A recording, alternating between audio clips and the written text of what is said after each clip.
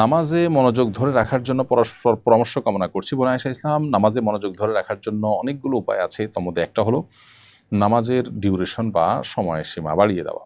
আপনি যেই নামাজ পড়তে 2 মিনিট বা 3 মিনিট লাগছে আপনার, সেই নামাজ পড়তে আপনি ডাবল সময় 5 থেকে 6 মিনিট 7 মিনিট ব্যয় করুন। যে নামাজ পড়তে আপনার 10 মিনিট লাগছে 4 রাকাত বিশিষ্ট নামাজ, সেটা পড়তে আপনি 15 মিনিট লাগানোর চেষ্টা করুন। ইনশাআল্লাহ দেখবেন নামাজের প্রতি মনোযোগ বাড়ছে। রুকুতে আপনি সচরাচর যে পরিমাণ সময় দেন তার চেয়ে বেশি সময় দেওয়ার চেষ্টা করেন। রুকু থেকে উঠে যে পরিমাণ অপেক্ষা করেন তার চেয়ে বেশি অপেক্ষা করেন। এভাবে আপনার নামাজের সময়সীমাকে বাড়িয়ে দিলে ইনশাআল্লাহ বেদিন আপনার নামাজের প্রতি মনোযোগ বাড়বে। দ্বিতীয়ত, নামাজে যে দোয়া, জিকির এবং আল্লাহর কাছে যে সমস্ত নিবেদনগুলো আমরা পেশ করে থাকি, সেগুলোর বাংলা অর্থ যদি আমরা বুঝি এবং সেদিকে খেয়াল করার চেষ্টা করতে পারি, ইনশাআল্লাহ নামাজের মনোযোগ ধরে রাখা সহজ হবে। এরপরে প্রশ্ন করেছেন এমডি জাফর আহমদ। আপনি লিখেছেন, আমি সৌদি আরবে থাকি, রাস্তায় পরিচ্ছন্নতার কাজ করি। এখানে যারা রাস্তায় কাজ করে তাদেরকে অনেকেই টাকা পয়সা দেয়, খাবার দেয়। এই টাকা ও খাবার কি আমার জন্য গ্রহণ করা জায়েজ হবে? বা জাফর আহমদ, আপনার প্রশ্ন উত্তর হলো যে আপনি খাবার বা নগদ টাকা উপহার, হাদিয়া হিসাবে বা দান হিসাবে কেউ আপনাকে দিলে সেটি গ্রহণ করা আপনার জন্য জায়েজ আছে।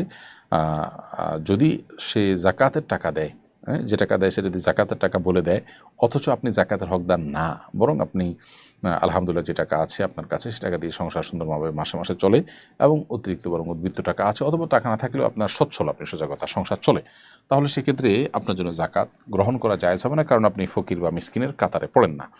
সেক্ষেত্রে আপনাকে তিনি দিলে আপনি বিনয়ের সাথে ফিরিয়ে দিতে পারেন, অথবা যদি দিয়ে চলে যান, ফিরে দেওয়ার সুযোগ না পান, তাহলে সেক্ষেত্রে এটি গ্রহণ করার পর আপনি আপনার দেশে আত্মীয় স্বজন বা পরিচিত যে কোনো গরিব মানুষ যিনি জাকাতের হকদার তার কাছে সেই ফান্ডটা হস্তান্তর করে দেবেন। ইনশাআল্লাহ ওই ব্যক্তির তরফ থেকে সেটি জাকাত হিসাবে আদায় হয়ে যাবে। এরপরে প্রশ্ন হলো, আমার মেয়ে বাসা থেকে 5 মাইল দূরে এক মাদ্রাসায় পড়ে, প্রতিদিন একাই যাতায়াত করে। আমি ব্যবসার কাজে ব্যস্ত থাকি আর নিয়ে যাওয়ার মতো অন্য কেউ নেই। এতটুকু দূরে কোনো মাহরাম ছাড়া মেয়েরা যাতায়াত করতে পারবে কিনা? উত্তর হলো যে 5 মাইল যেহেতু সফরের দূরত্ব নয়, অতএব শরীর দৃষ্টিকোণ থেকে এতটুকু দূরত্ব মেয়েরা একাকী যাতায়াত করতে পারবে এবং এখানে মাহরাম থাকা আবশ্যক নয়। সফরের দূরত্ব যদি হয়, ধরুন 75 কিলোমিটার দূরে যাবে মেয়ে, তাহলে সেক্ষেত্রে তার সাথে একজন মাহরাম অবশ্যই থাকতে হবে। ভাই, বাবা, মামা, চাচা, দাদা, নানা, যারা তাদের মাহরাম, এরকম কোনো একজন পুরুষ থাকতে হবে সাথে, এবং এটা তার বডিগার্ডের মতো, তার নিরাপত্তার প্রয়োজনে, তার কোনো অনভিপ্রেত পরিস্থিতির মুখোমুখি যেন না হয়। মুসলিম নারী অনেক তার মর্যাদা অনেক বেশি আল্লাহর কাছে এবং ইসলামের দৃষ্টিতে, অতএব সেজন্য একজন মাহরাম সাথে থাকার নির্দেশ ইসলাম করেছে। কিন্তু 5 মাইল দূরত্ব এটা যেহেতু কোনো সফরের দূরত্ব নয়, অতএব এখানে একাকী যাতায়াত করতে পারে, মৌলিকভাবে এটি জায়েজ আছে। তবে নিরাপত্তার ঝুঁকি, আজকাল যে ফিতনা সংকুল সময়, এই সময়টাতে ব্যবসা বাণিজ্য বা অন্য ব্যস্ততার অজুহাতে মেয়েকে প্রতিদিন এরকম 5 কিলোমিটার মতো দূরত্ব একাকী আসা যাওয়া করতে দেওয়ার চাইতে তার সাথে একজন গার্ডিয়ান, একজন অভিভাবক বা কেউ না কেউ সাথে থাকা, এটা উচিত এবং তার নিরাপত্তার জন্য অধিকতর কল্যাণকর। এরপরে মেহরিমা ওমাইরা, আপনি লিখেছেন আইডি থেকে, আমার বাবা নেশা করেন, খারাপ কাজে লিপ্ত থাকেন, এসব কারণে তার সাথে ইচ্ছায় বা অনিচ্ছায় খারাপ আচরণ করতে হয়। তার কোনো খারাপ কাজের জন্য যদি আমার খারাপ আচরণ করতে হয়, তাহলেও কি আমার গুনাহ হবে? বোন মেহরিমা, আপনার প্রশ্ন উত্তর হলো যে বাবা যদি খারাপ কাজও করেন, আপনি সন্তান হিসেবে তার সাথে খারাপ আচরণ করতে পারেন না।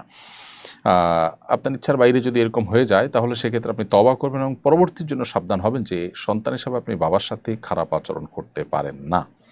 তবে আপনি এই সমস্ত খারাপ আচরণ ছাড়া তাকে যদি এই সমস্ত কাজ থেকে বিরত রাখতে পারেন, সেটা নিজে বুঝিয়ে হোক, অন্য কারোর মাধ্যমে হোক, সেটা ডেফিনেটলি আপনার করা উচিত। কিন্তু আচরণ খারাপ করবার সুযোগ নেই, কারণ তিনি দিন শেষে আপনার বাবা এবং তার দায় তিনি আল্লাহর কাছে দায়ী থাকবেন তার অপরাধের জন্য এবং জবাবদিহি করবেন, কিন্তু আপনি চেষ্টাটা করবেন, জাস্ট এটুকু।